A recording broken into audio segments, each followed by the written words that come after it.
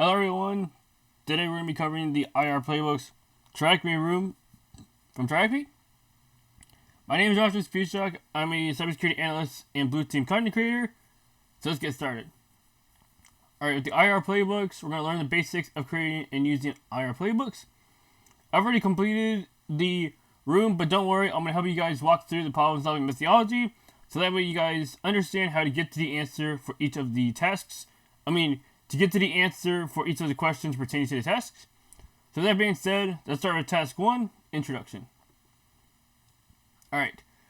Knowing what actions to take in case a specific alert is triggered can often become confusing when dealing with alerts in a SOC or Security Operations Center. Incident response playbooks help reduce some of the confusion arising from such scenarios. But what are IR playbooks? And how do we create them? Let's learn in this room. Alright, our learning objectives are, in this room, we will be able to answer the following questions. What are IR playbooks and how are they used? How do we capture the different steps of the IR process in a playbook? And what roles and responsibilities are assigned to the different members of the SOC in a playbook? And some prerequisites are, before starting this room, please ensure that you have completed the following rooms, such as Intro to IR and IM, the response module, and advanced out queries. And to learn more about them, you just click open, or you just click on them to hyperlink. I'm just doing this open in a new tab to make it easier. Enter IR and IM. Incident response module, the entire incident response module, awesome. And Elastic query language as well. So if you wanted to get more practice before doing the IR Playbooks room, highly recommend the Intro to IR and IM, Incident Response, and Advanced ELK queries. Alright, with that being said, let's answer the question. I completed the prerequisites for this room. Yes. The correct answer. Awesome. Alright, task 2, the Incident Response Documentation Universe. Alright. As organizations mature, they also try to document the scenarios people are expected to encounter in their daily work routines, and the steps they should take when those scenarios arise.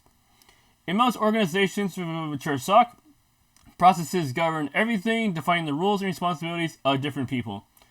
In a SOC, since the primary routine is monitoring alerts, these processes primarily govern how to respond to different alerts. So the incident response process.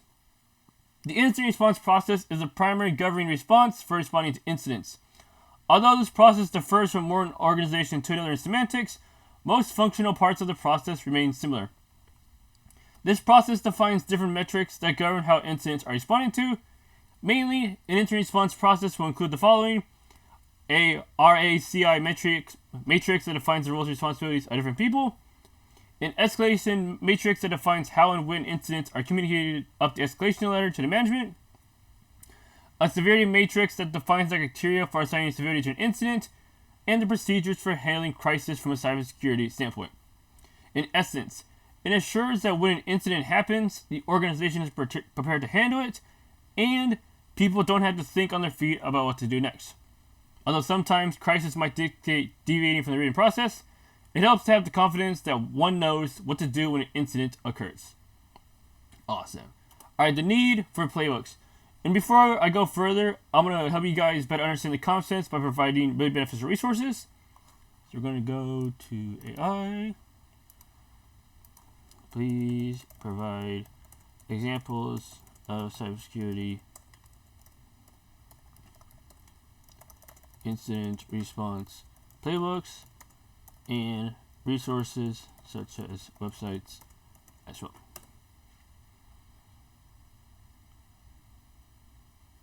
Alright, give it one moment. It's searching. Let me just do this thing. It's thinking a little longer. I want examples. Booyah. Alright, we got CISA, Cybersecurity Incident and Vulnerability Response Playbooks. Incident Response Playbooks from Microsoft Learn. Alright, so we're going to take a look at these. Incident Response. And Playbook Useful Responses. Incident Response Playbooks. Cybersecurity Playbooks. Here we go. Guide, response playbooks, and playbooks overall. Alright, so we're going to take a look at these. Awesome. Alright, let's do this. Alright, incident response playbooks. Review the following incident response playbooks to understand how to detect and contain these different types of attacks: phishing, password spray, app consent grant, compromise, and malicious actions. So if you have a Microsoft security suite, these playbooks are for you because they have really great and detailed steps to help you walk through your investigation and overall incident response. So that way you know that if you do encounter one of these, you know what actions to take. So highly recommend this.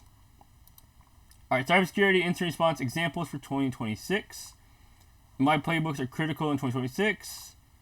NIST and get your copy. Ransomware and data exfiltration playbooks. Yes, these are the key actions, and much, much more. Awesome. I believe this one has the playbooks. Yes, this one has the different playbooks for incident response. So you can just download them here to see them. Sweet. But if I just do cybersecurity playbooks, there's a website. Anyways, so basically what a cybersecurity playbook is a structured step-by-step tactical guide that outlines how an organization detects, contains, and recovers from specific digital threats like ransomware or phishing. So overall, like I said, incident response playbooks are really beneficial because they help you walk through an investigation to take the right steps in terms of preparation, detection analysis, containment, and eradication, and recovery.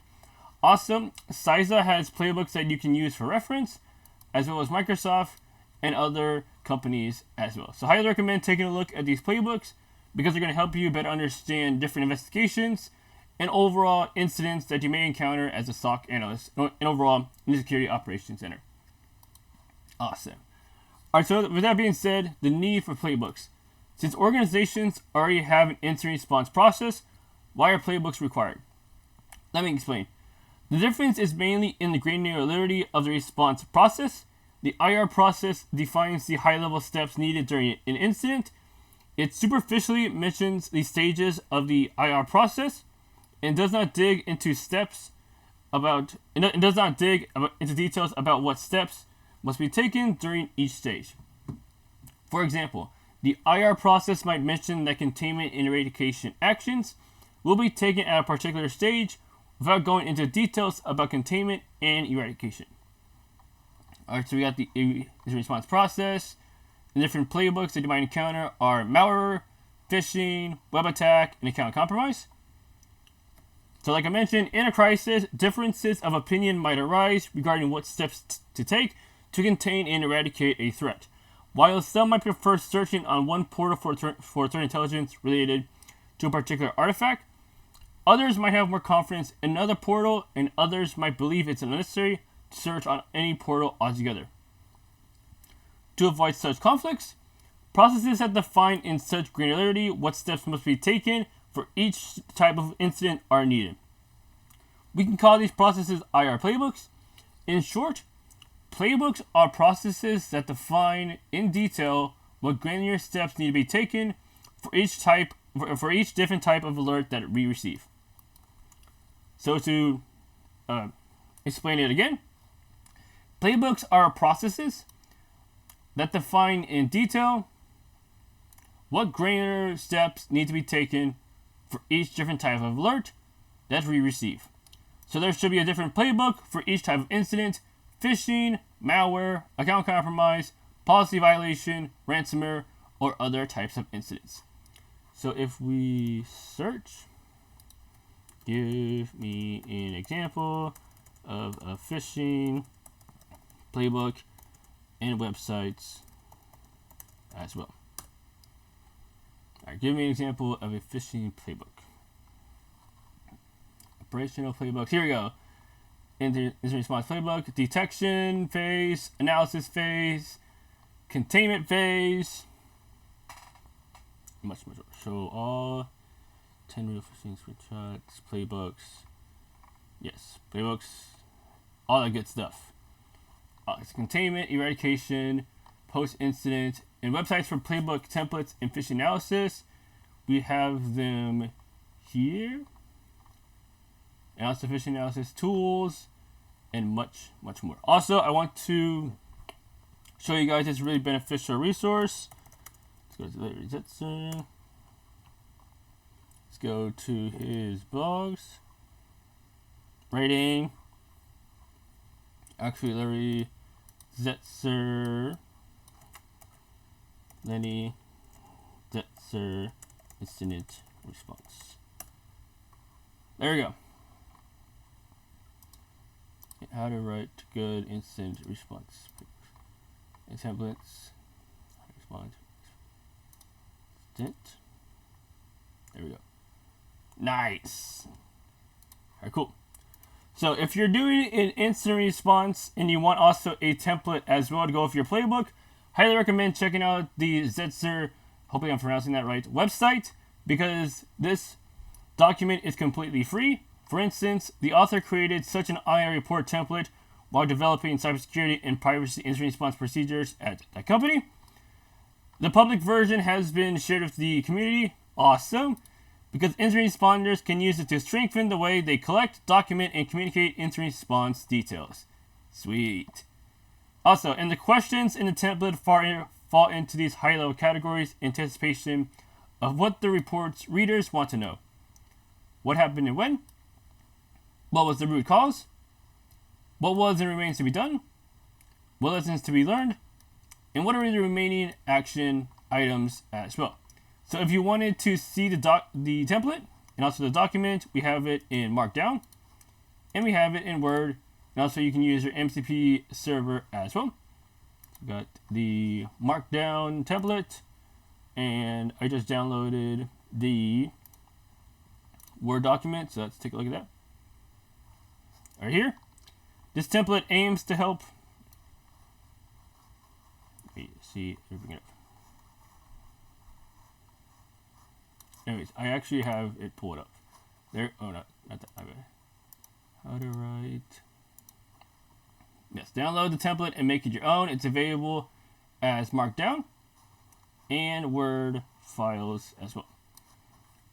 So we're going to look at the template right here. What happened and when? What was the root cause? What was and remains to be done? And what lessons can be learned? What are the remaining action items? Report change.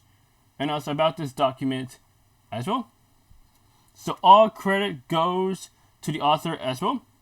So overall, all credit goes to them and that sort of thing. So I want to give all credit to them.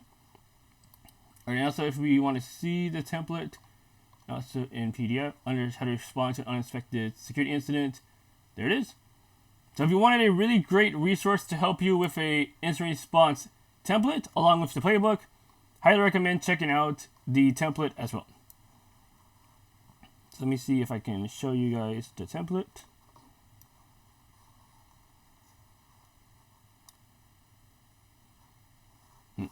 Anyways, all right, cool. And also, highly recommend checking out the other resources as well.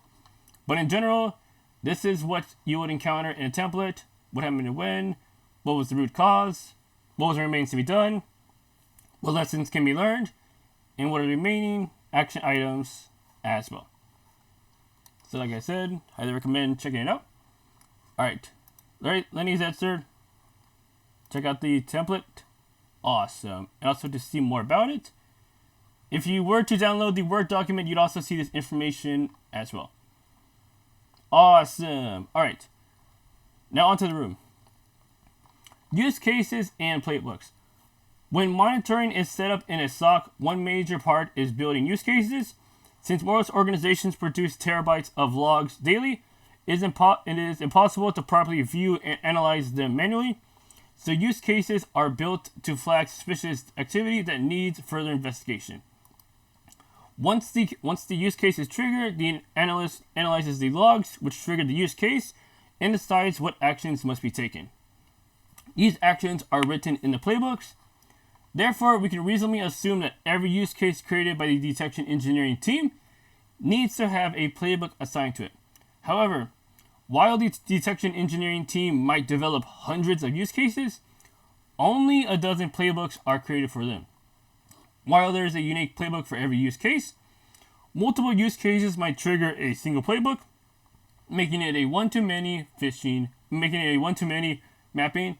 Like for example, the phishing playbook and the multiple use cases for it. And here's how you would automate playbooks as well, using a SOAR platform. Therefore, a stock team might use a SOAR platform to automate partial or complete playbooks, relieving a lot of pressure from the analysts, yay, and making their lives easier, awesome. However, this process often takes time and not everything can be automated. So different organizations are at varying levels of automation at any given time, depending on their resources and goals.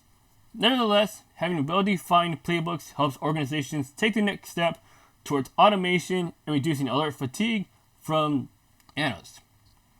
So, creating playbooks, use cases, and an IR plan makes it very simple for the analysts to understand what to do in any scenario.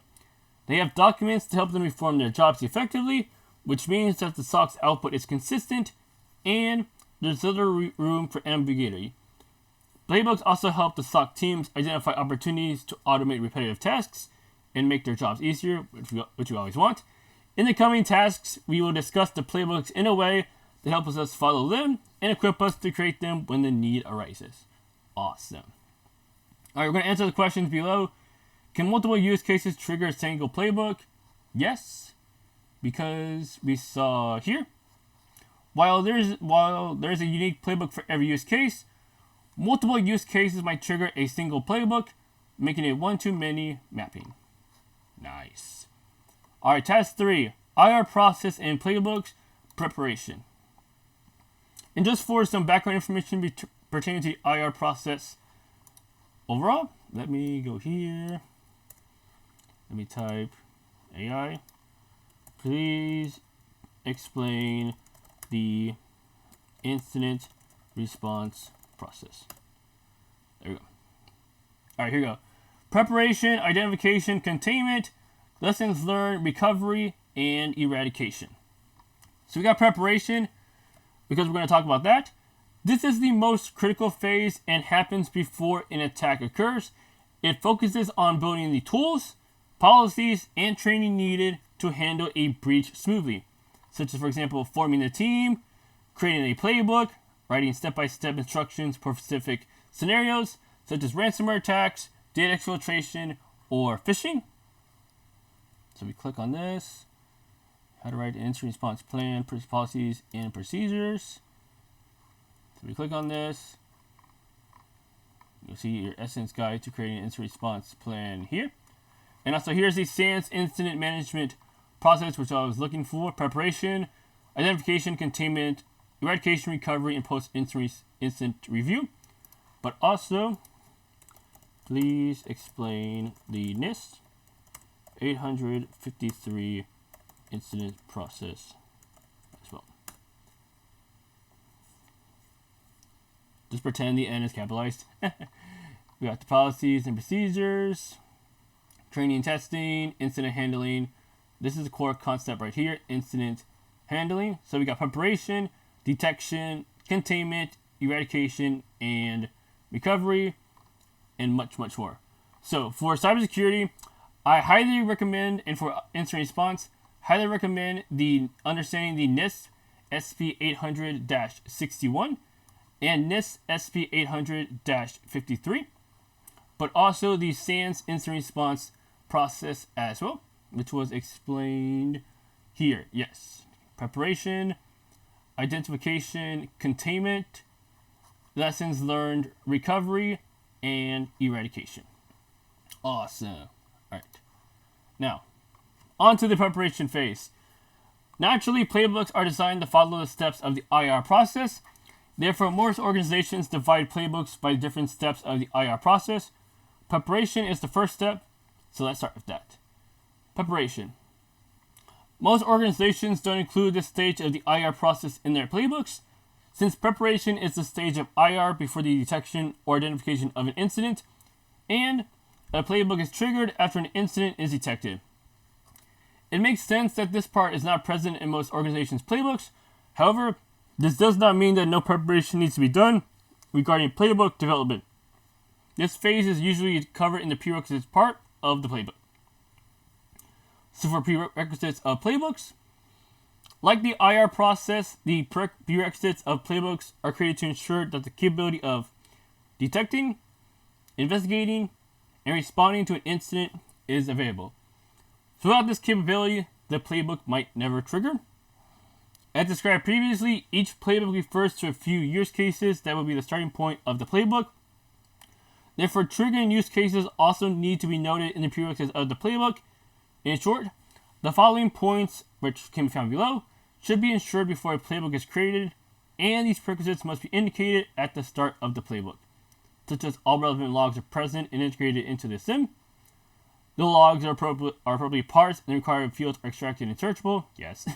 The logs contain all the required fields, such as machine information, IP information, process name, and more. And use cases are created on the specific behavior that needs to be flagged and responded to. The recommended security controls are applied, representing the organization's policies. For example, the prerequisites for a phishing playbook can be found below, such as relevant logs, required fields, possible use cases, recommended security controls. These sample prerequisites can change based on an organization's requirements, so that's very important to understand, but they will mostly remain similar to the ones you mentioned here. If necessary, the organization might add other security policies, such as vulnerability and patch management, recommended security baselines, etc., to the prerequisites for the playbook. And as another example, prerequisites for malware playbook, relevant logs, which can be found here, required fields, possible use cases, and recommended security controls. As with the phishing playbook, these sample prerequisites can be changed based on the organization's requirements, and they might add general security guidelines based on their policies. So let's answer the question below. What stage of the IR process can be translated into prerequisites for the playbooks? The answer is going to be prerequisite. Okay. Right. Since it's part. It is going to be preparation, because it talks about what stage the IR process can be translated into prerequisites for the playbooks. It mentions here, like the IR process, the prerequisites of playbooks are created to ensure that the capability of detecting, investigating, and responding to an incident is available. So without this capability, the playbook might never trigger. Hence, in the preparation phase, this is where the prerequisites of playbooks is defined to make sure the rest of the phases, such as detecting, investigating, and responding, work the way that they want to. So the answer is going to be preparation. Awesome. Alright, task 4. IR process and playbooks, detection, and analysis. Let's get started. The prerequisites explained what are use cases required to trigger an incident. Once the incident is triggered, the detection and analysis part of the IR process will start. From here on, playbooks contain detailed information on granular steps to perform for verification of the incident. So, for example, workflow diagrams. Playbooks often contain workflow diagrams that help users understand the process. This workflow diagram can be the first step when creating a playbook, which can be explained and expanded to add more details. An example workflow diagram of this stage of the IR process will look like the following illustration. So, for example, an alert triggered, then initial verification of the data, analysis and artifacts of metadata. If it's true positive, we escalate to the next step. If it's not, we close the incident. Also, we can add further details in this diagram as per the detailed steps of the playbook, making a separate workflow diagram for each playbook. Now, as a checklist, we can ensure the following points are considered in the detection and analysis part of the playbook, such as alert trigger, initial verification of data from the logs, verify potential IOC data, verify metadata of the IOCs. Depending on the results of the above investigation, either close the incident or escalate it for containment, eradication, and recovery. And here's an example from the phishing playbook. Let's use the above checklist right here to see how we can extrapolate that to create the detection and analysis part of the phishing playbook. So let's get started. Alright. For phishing, the playbook can be triggered either through an alert or the theme, often relayed by the email security gateway or in-house use cases, or through a user-reported email. And the following are a few use cases that might be used as triggers for a phishing playbook, but the list is non-exhaustive, such as emails from a recently created domain, an email containing a known malicious link, an email containing a suspicious attachment file type, an email from the domain with a bad reputation. And as we mentioned, multiple use cases can have a single playbook. Therefore, all of these use cases will trigger a single phishing playbook. Now we go to the analysis phase. So we start out off with the detection, which was the trigger. Now we're going to go to analysis. Once the playbook is triggered, the analyst must verify the initial data. At this stage, the analyst will determine the following information from the logs and email headers, such as identifying the sender and recipients, build context from the email subject, recipient's destination and department and email body, identify the sender's IP address and domain, extract any URL attachments or QR codes. Yes, there's QR phishing. Please be aware of that. Check if the QR code leads to a URL or IP address. Please be aware of QR code phishing. Be safe out there. Yeah. Check threat intel source for reputation of the sender's email address, domain, and stay safe out there. There you go. For the reputation of the sender's email address, domain, and IP address. Also, check how old the domain is and whether it can be a typo squatting domain. Check if the extracted URLs, attachments, or QR codes are marked as malicious on VirusTotal. Have analysis or URL scan other such platforms. And do this for all artifacts extracted from the email. Again, like I mentioned, stay safe out there because you want to make sure that when you are analyzing emails, that if you do interact with URLs, attachments, or QR codes, that you do it in a safe manner. So check if the URL codes contain any credential phishing platform, and to check on like URLs, attachments, or QR codes, please use these platforms or for example like BrowserLink, because they will do the work for you in a safe environment. And also hunt for any suspicious logins from the email recipients to identify users who might have been phished. Alright, based on the results from the above analysis, the analyst will conclude whether the email is a phishing or a clean email. If the analyst identifies the email as phishing, they might escalate it to the next step. Otherwise, the incident will be closed here. So pertaining to this step, I want to provide a very beneficial resource to help you guys better understand the analyst phase, and just overall have a website that will be very handy as well.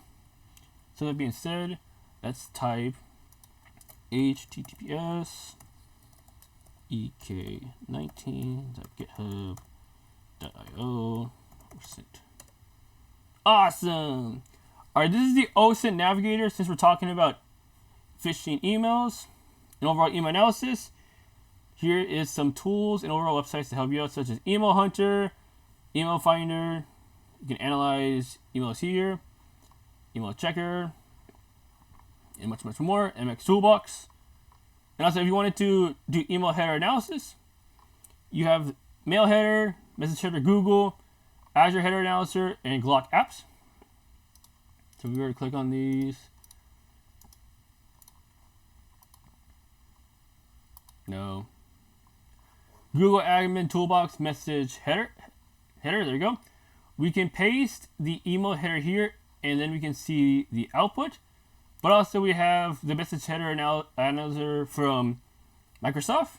There's also a really beneficial website that I want to show you guys. And that is going to be MX Toolbox. And also I believe is FishTool. FishTool, there you go. Awesome. And MX Toolbox, email header analyzer. So if you wanted another beneficial website for email header analyzer, the MX Toolbox is a really beneficial website and it has a lot of really great tools such as MX Lookup, Blacklist, DMARC, Diagnostics, Email Health, DNS Lookup. And that's how you can analyze the header here. And tools. Yeah, there's a lot. So, highly recommend this website and overall bookmarking it. And also, FishTool as well. It's another really great resource. I believe this one is free. Yes, I believe it is free, but also there's also Fish Tool Professional. But in general, you can do your analyst for free, and you can upload and analyze phishing emails.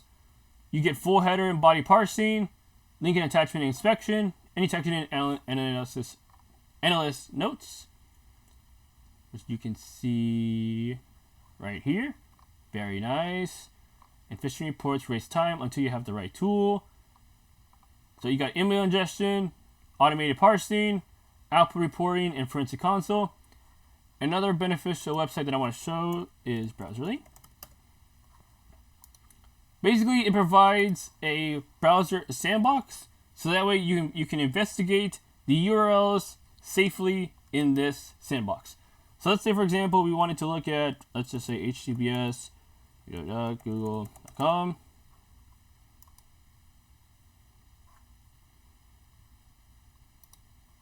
We now have a sandbox where we can do our analysis in here, and anything that happens in here won't affect our host because it is isolated.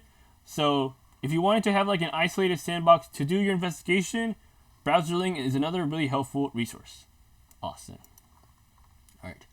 An example from the malware playbook, we've got detection phase right here, and we got analysis, all of this.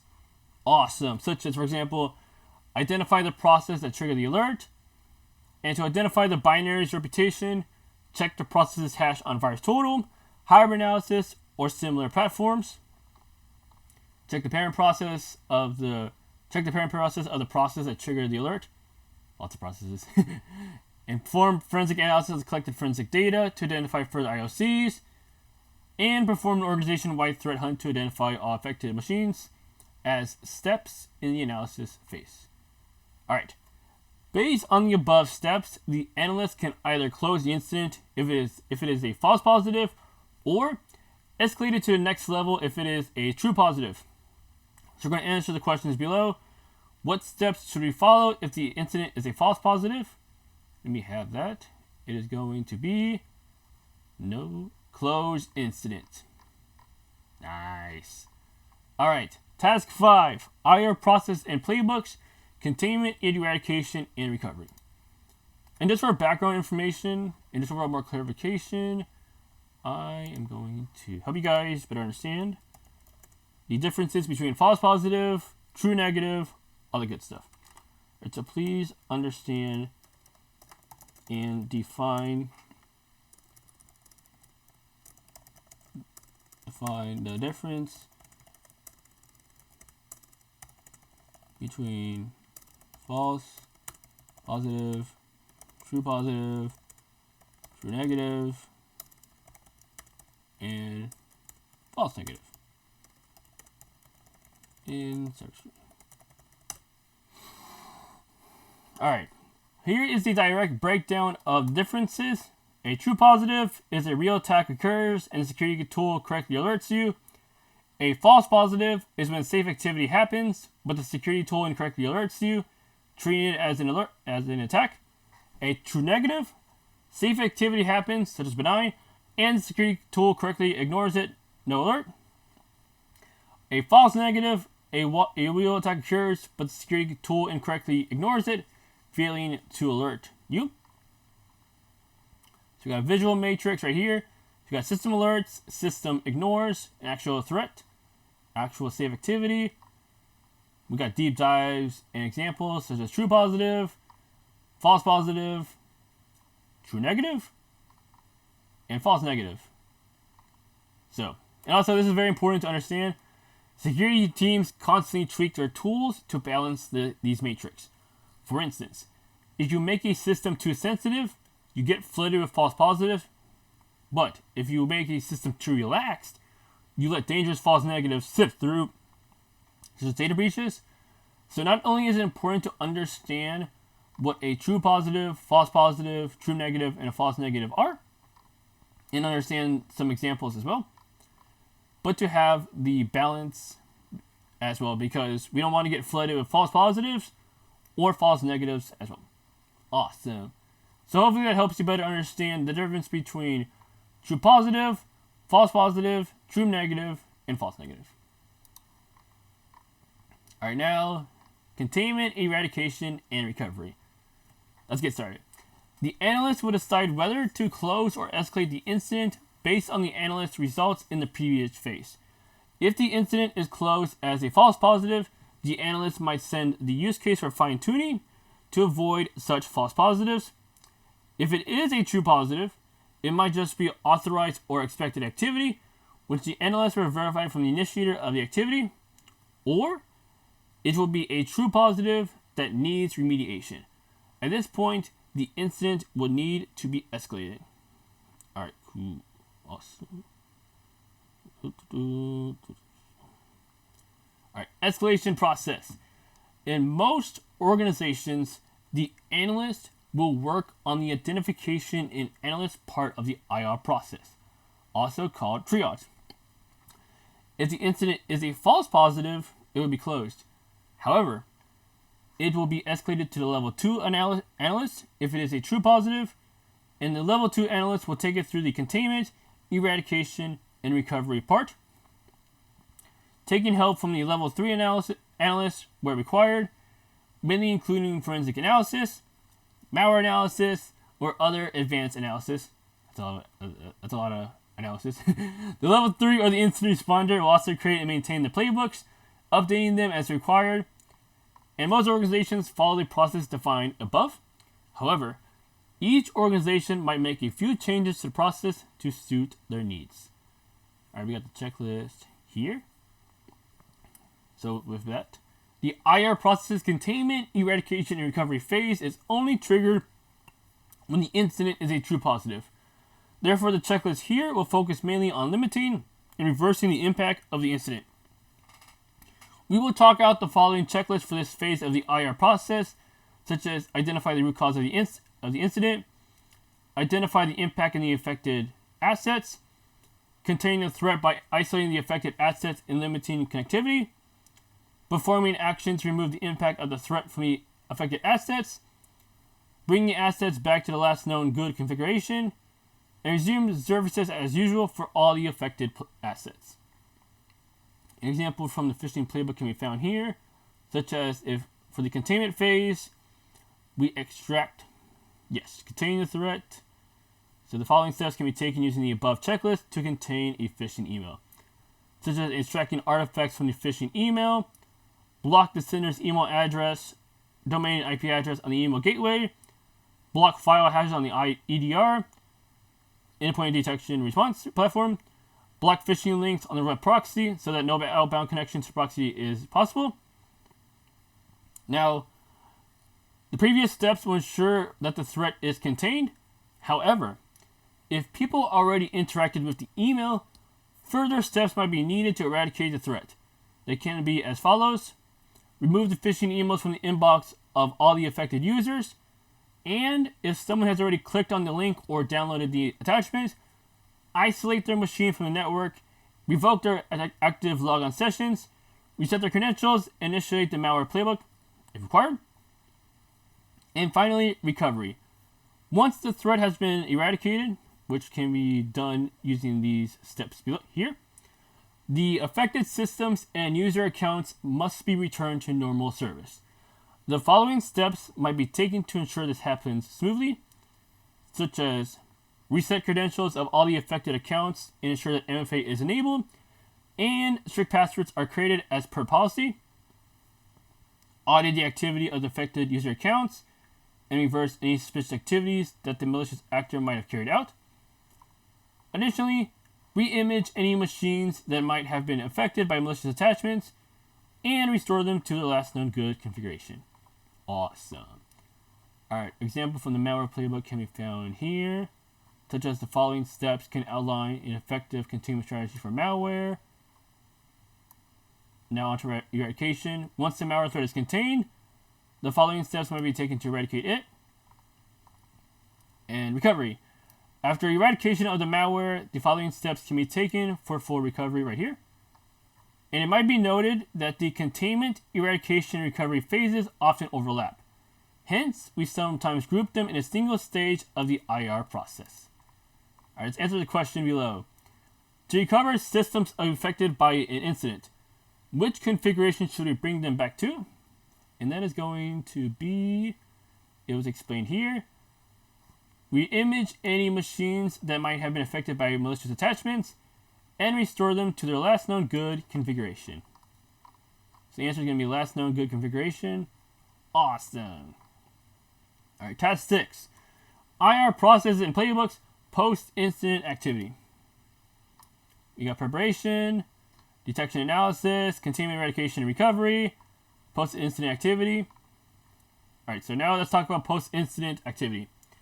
Post-incident activity is the last stage of the IR process. The steps to be taken at this stage vary from incident to incident and will depend on the gaps identified during the process, which can be explained here, which is shown here. The following questions are addressed during post-incident activity. Why did the incident happen? Or using the 5 whys method, which help reach the root cause. So let's better understand that. If you don't understand that, don't worry, I got you guys. Please explain the 5 whys method. Used to find the root cause of an issue.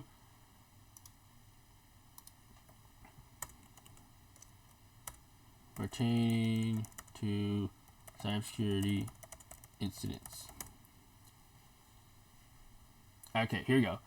The 5 whys method in cybersecurity incident response is a post-incident tool used during the lessons learned phase.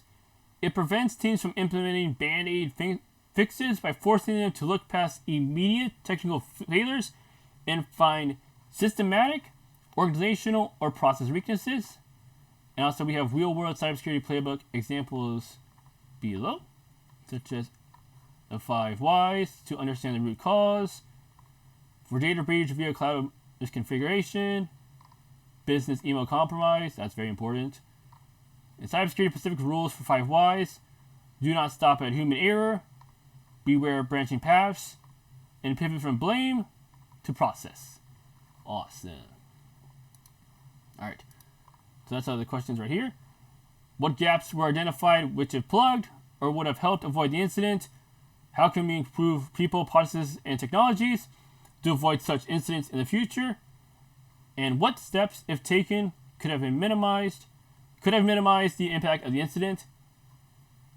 As might be evident, this activity will be highly subjective based on the organizational dynamics, the type of incident, the impact, and the gaps found during the incident investigation.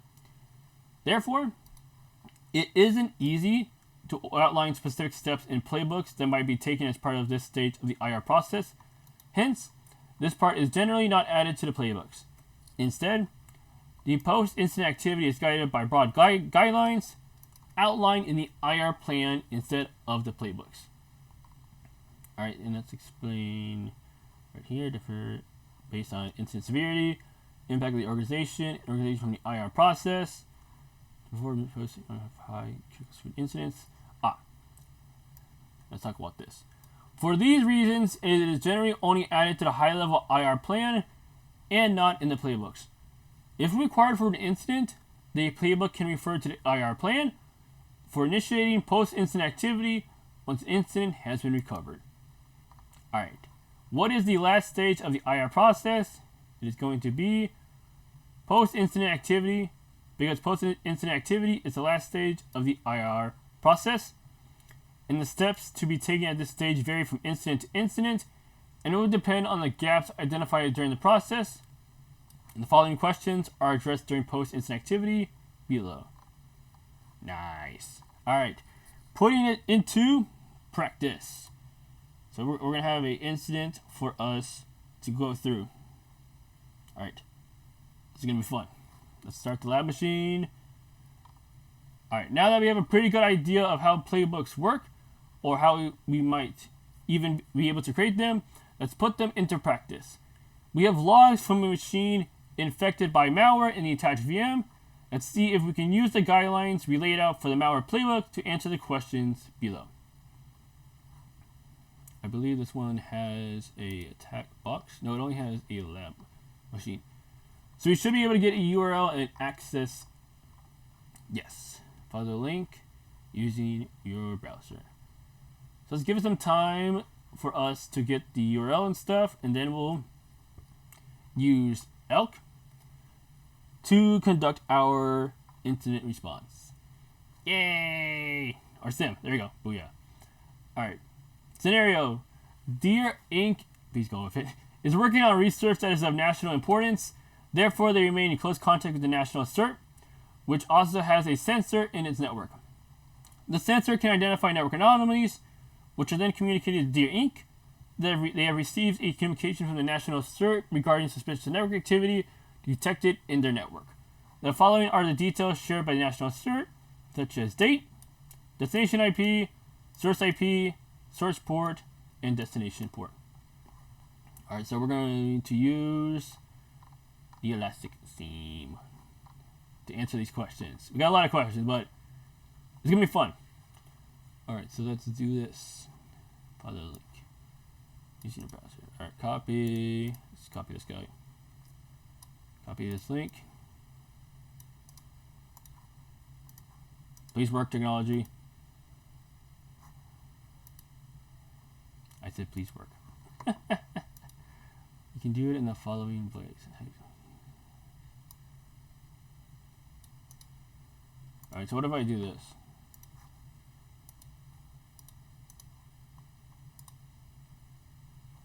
Do I get the same thing?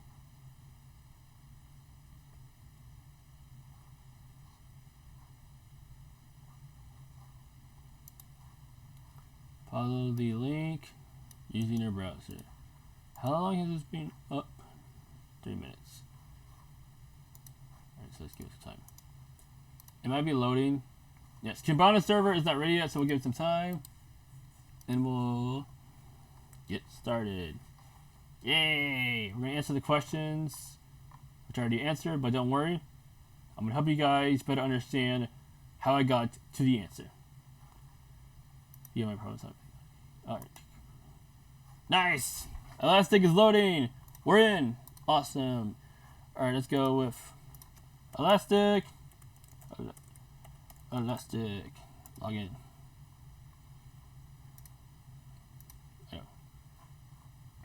Alright. Elastic. Let's go to answer the questions below.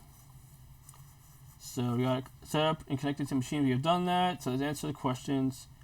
So we have an instance of Elasticsearch and Kibana in the attached VM, which will act as a SIEM solution in this investigation. So let's find the name of the process that initiated this communication. So what we're going to do is in Kibana, we're going to do discover. We're going to go to security. I believe discover. There we go. And to help you guys better understand what Elastic is in different parts, what is the different parts of the Elk SIM? And could you please break them down? Alright, the Elk Stack, now officially known as the Elastic Stack, is a powerful suite of open source tools used for collecting, parsing, indexing, and visualizing security logs. When configured for security monitoring, it acts as a SIEM, security information, and event management system. In the traditional acronym, ELK stands for Elastic, Search, Logstash, and Kibana. However, modern SIEM deployments add a crucial fourth step, which is Beats. And Beats is our data collector. Logstash is our data processor. So to clarify, to collect, we got Beats. To process data, we got Logstash. Database engine is the Elasticsearch, which is a highly scalable, distributed JSON-based search and analytics engine.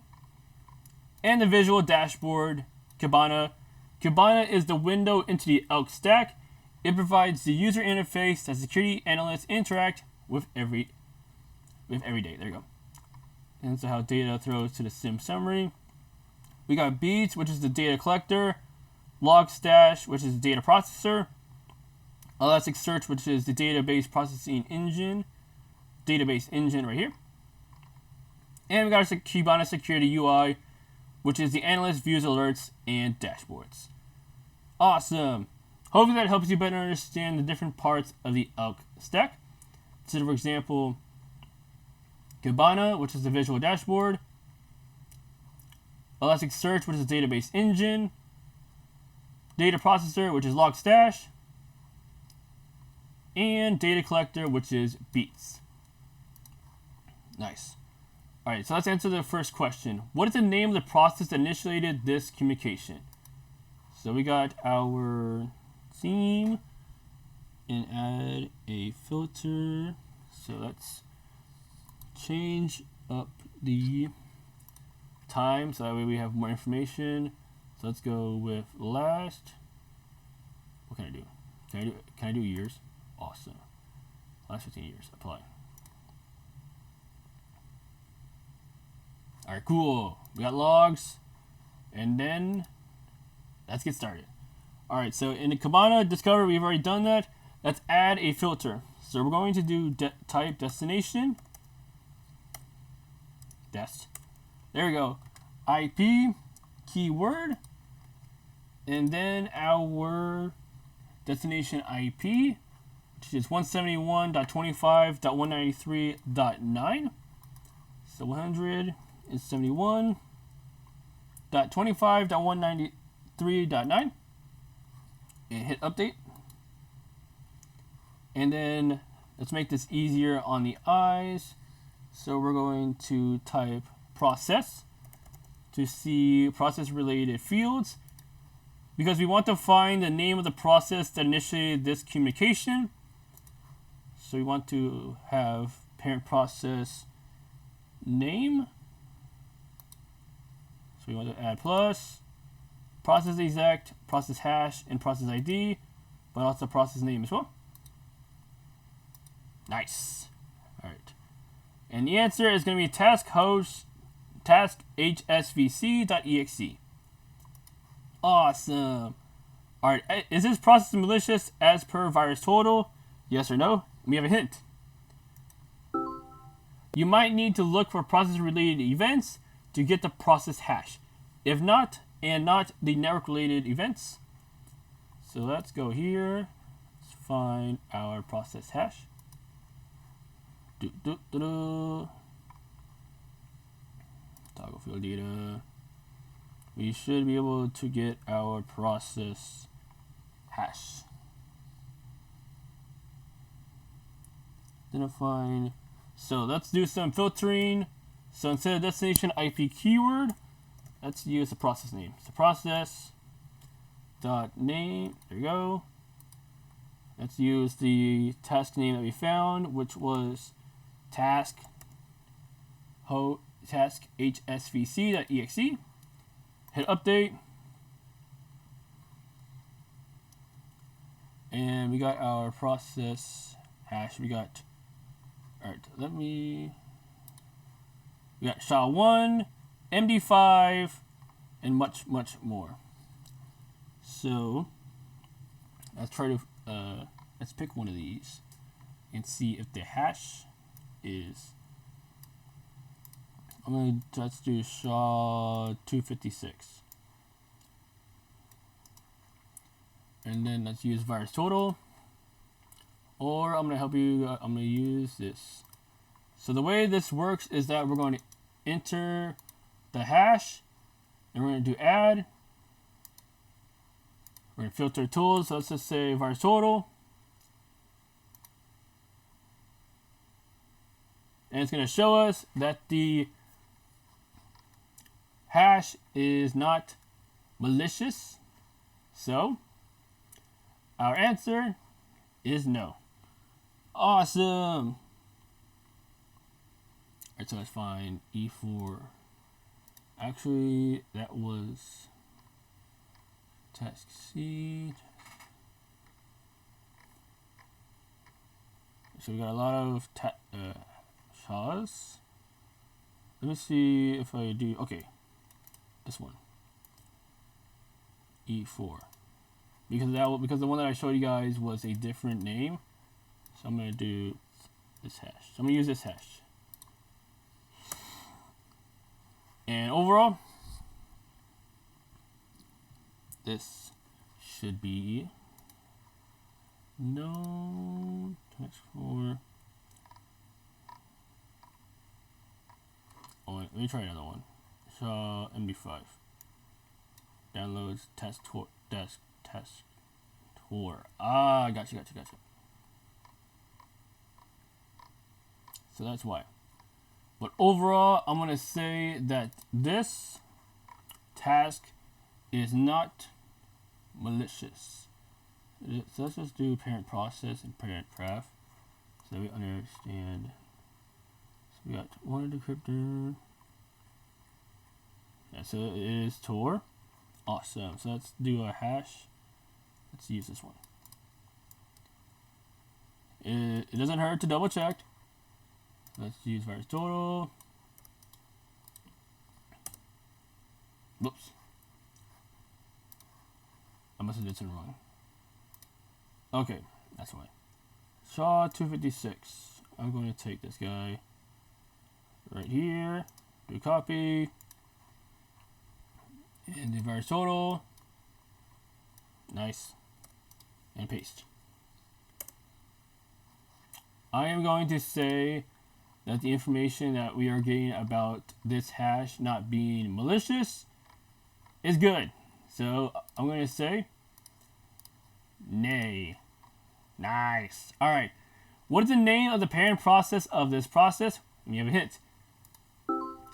Look for process creation event for the process from Q1 and identify its parent process.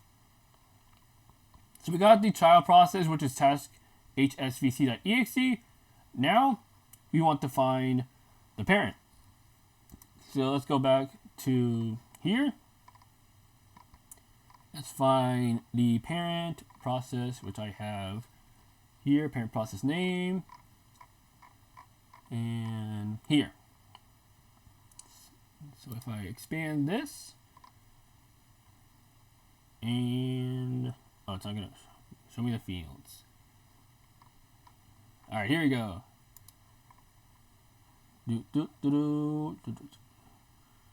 Hashes. Parent. Okay. Parent command line. Parent process ID. Parent image. We got wannadecryptor.exe, and we got a parent command line. And if I scroll up, yes, parent process name is going to be here, and we have. If we scroll down, we got conhost.exe, and we got wannadecryptor.exe, which is big no-no.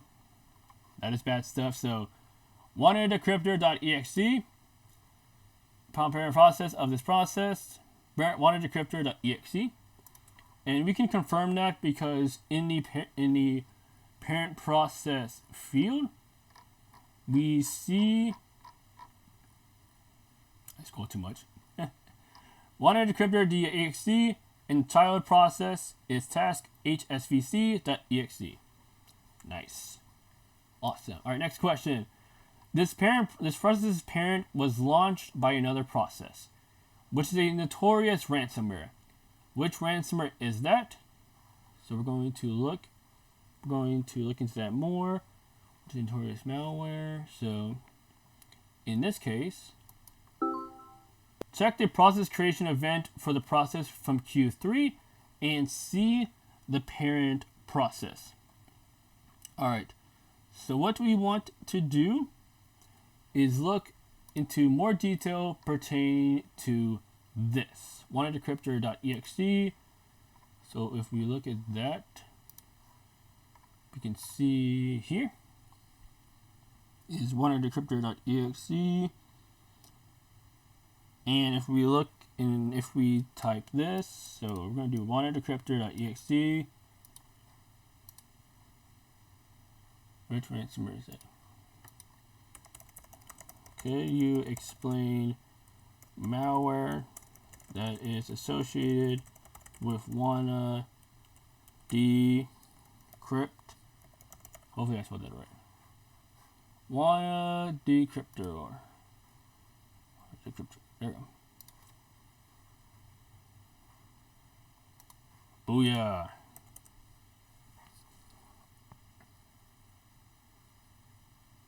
Wanted decryptor, specifically if it's widely seen iteration, Wanted decryptor 2.0 is the explicit encryption engine and user interface component of the infamous WannaCry ransomware crypto worm, which it made global headlines during a massive cyber attack. And instead of just being standard malware, it is part of a multi-component attack package. It is highly dangerous because it combines file locking capabilities with an aggressive network worm to spread automatically without any human interaction. Nasty stuff. And also, our answer is going to be WannaCry, because ransomware, malware, bad stuff. Nice. Alright, which playbook should we follow to respond to this incident?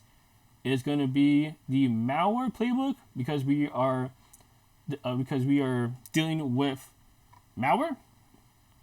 So if we go to detection and analysis, if it's a true positive, we escalate. And yes, a malware detection will often trigger a malware playbook. So for example, EDR marked a process as malicious, suspicious file executing from temp directory, and a browser executing a suspicious script engine such as PowerShell or CMD. In this case, we found the malicious process, which is wannacryptor.exe. So the playbook that we are going to use is the malware playbook. Nice. Alright, is this incident an FP or false positive or a TP, true positive? In this case, it's going to be a true positive, because we found that this is very nasty malware in the logs associated with this system. Booyah. In case the incident is a TP, true positive, what will be the next step in the IR process? So since we did detection and analysis, our next phase is going to be containment, and we can clarify that because after the detection analysis phase, our next step is going to be containment. Awesome. Alright, task 8, conclusion. And that's a wrap. In this room, we learned about playbooks, especially what playbooks are, and what are their place in the documentation processes hierarchy of an organization is, how the different stages of the IR process are mapped to action items in a playbook, and how we can use a playbook to investigate an incident. So let the author know what you think about this room on their Discord channel or Twitter account, and see you around. Alright, so we're going to answer the questions below. Yay! Now I can create IR playbooks. No enter needed. Awesome. Let me close that machine. Terminate. Alright, I hope you enjoy my IR Playbooks TryHackMe walkthrough. We've completed all the tasks which can be found here.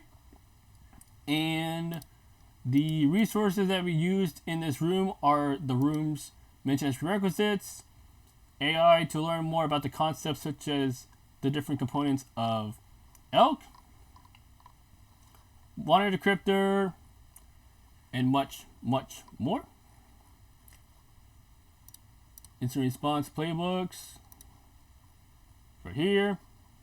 90 sets there. And overall the standard IR process and much more.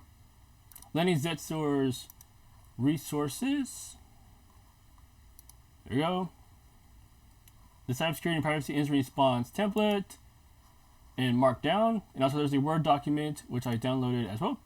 And if you click on, if you go here, there's a Markdown and Word files, but also if you use AI, you can use the MCP server with your AI agent. Awesome. Markdown, how to write good incident response templates, reports. Documentation is very important in cybersecurity, so definitely recommend checking this out. Such as to include in your incident response report what happened and when, what was the root cause, what was and remains to be done, and what lessons can be learned. And for more details, see the report template for instant response. And to demonstrate how you can use the template, I created a simplistic report based on a fictional cybersecurity incident, and we can download it and take a look, which can be found here. Awesome. Cool deal. Articles on instant response. OSINT Navigator. The URL for this can be found here, and all credit goes to the author. Awesome. And also, I believe this is dark mode and light mode. Oh, very nice. What does this do? Hello, I'm your OSINT assistant. Ah, there's a OSINT assistant. Very nice. In light mode. Alright, now this is the steps. OSINT Navigator Guide. Step 1. Enter any IP address, domain URL, or hash into the sidebar. Step 2. Click the add button. And step 3. Click on any tool to open it. Your search input is already preloaded. And bonus tips as well. Sweet. Our total. Google Admin Toolbox. Additional resources to help with your investigation. Detection and analysis phase. Browser link. Can be found here. Pricing. And the theme which we used. Again, hope you guys enjoyed the walkthrough. I will see you guys in the next walkthrough. Have a great day and keep up the great work. Peace.